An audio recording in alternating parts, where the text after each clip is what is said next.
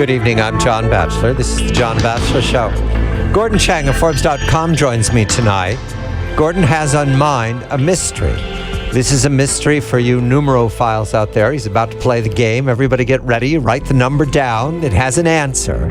And to help us in this game, it's a geopolitical strategy game, and I'll give you a hint. It deals with the East China Sea and the South China Sea and the ambitions of the Imperial People's Republic of China and its PLA, Army, and Navy.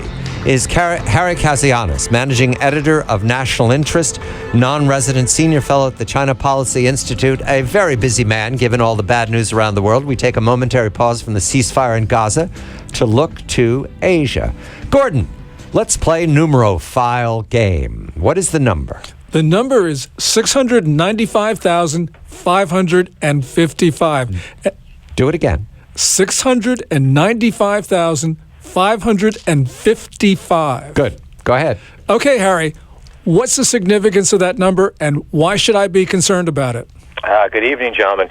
Well, it is not, unfortunately, the winning lottery number or lottery winnings for me or anybody else. It is actually the number of Chinese fishing vessels. Incidentally, China has the largest fishing vessel fleet in the world. Now, incidentally, in terms of geopolitics, what is this important?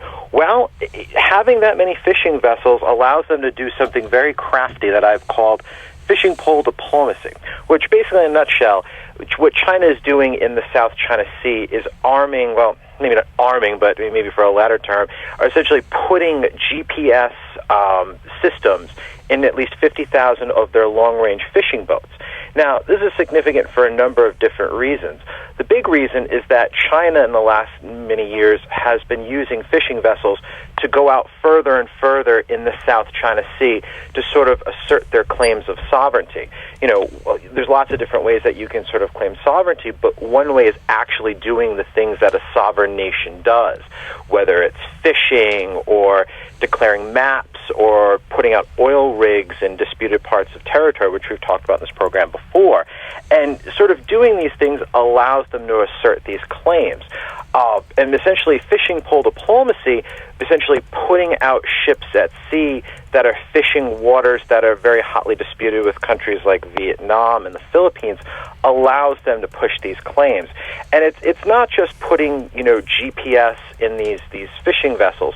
What this system allows them to do is it actually allows them to call home to the Chinese Coast Guard. So let's say they're pushing out a couple hundred miles past their exclusive economic zone, maybe near Philippine or Vietnam waters.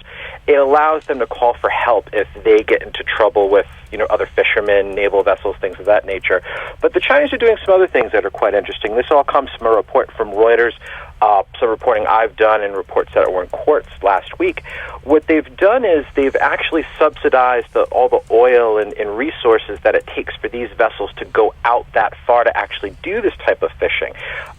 So it's very substantial and very interesting. It allows them to push their claims in a way that seems non-confrontational, that is not military in nature, but it's a way to push sovereignty. It's very crafty and very slick. So to put this in context, these fishing vessels, all 695,555 of them, are really an extension of China's Coast Guard and its civil maritime surveillance fleet. And that Coast Guard and the civil maritime surveillance fleet is really an extension of the Chinese Navy. So we've got a Chinese Navy of like 700,000 vessels. I mean, basically, exactly. The figure, the 695,000, is the complete fleet. I think I've seen estimates that, how deeply can they go out into the South China Sea. Rough ballpark, it's about, I believe 150, 200,000. I feel so much better. Yeah, I know, right? Wait. Well, let's do this number. 150,000 fishing vessels. Right. And they can launch this, they can flood. They're flooding the zone, to use a sports term. And they're subsidizing this fleet, and this fleet is always in contact. So it's like sending robot probes against your enemies.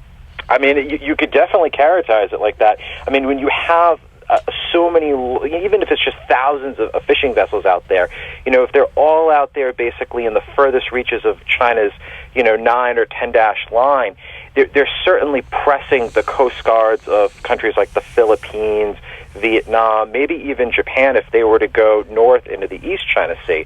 So all of this really strains the resources of all these different countries, because if they're always having to look after Chinese fishing vessels, if they're always having to wonder about these basic probes that are going into their territory, it's always something that has to keep them on guard, on watch, and it essentially has the effect of basically wearing these countries down over time.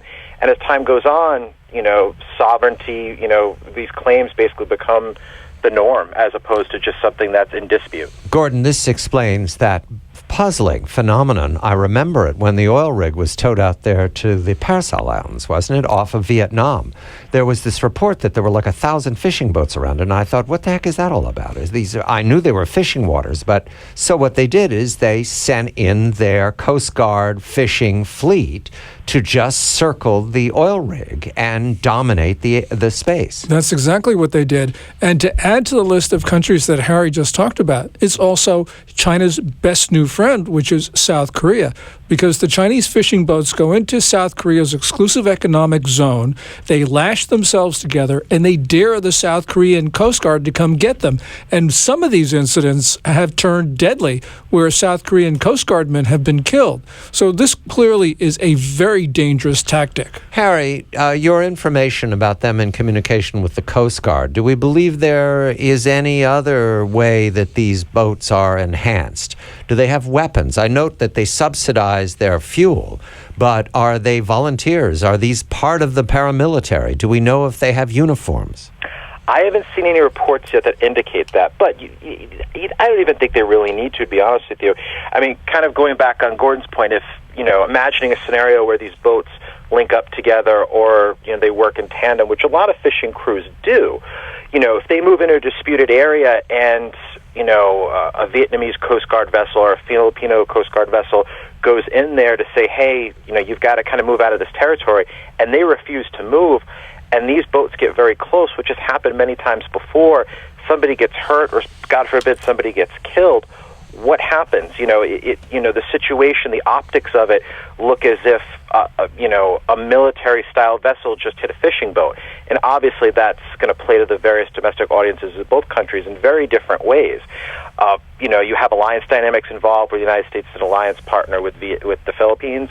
So all of this makes for a very dicey and a very gray situation more than anything else. Gordon, did they get GDP credit for building 600,000 fishing vessels? What they did was they used, as Harry points out in his piece, they used China's new GPS system. So this situation here is a product of the growth, the miracle of the Chinese system in these last years. But I can't find the sinister moment in the presentation that Harry made, but it feels as if there should be a payoff here. There's a plot in hand. Harry, I want to know, are these fishing vessels commanded? Is there a top-down infrastructure here? I mean, it's tough to say. I mean, from the research I've done looking at the various news reports that's come out, it does seem like they are encouraged to go out into disputed waters. They're encouraged to go out into areas. Really, in terms of sovereignty, I think that's important, but also the different pieces that have come out from Reuters and Quartz note that Chinese fishing stocks around the Chinese coast are starting to get thin. So not only pushing sovereignty, they're pushing their fishermen to go out in these disputed areas because they're much more rich in these fishing stocks. So they kind of have that dual purpose, one to push sovereignty, but the other to get to these very rich fishing zones. So you've kind of got two different parts to this situation. So it gets even more complex when you throw that dynamic in as well. Harry Kazianis is managing editor of National Interest, non-resident senior fellow at the China Policy Institute. Gordon Chang of Forbes.com. I'm John Batchelor.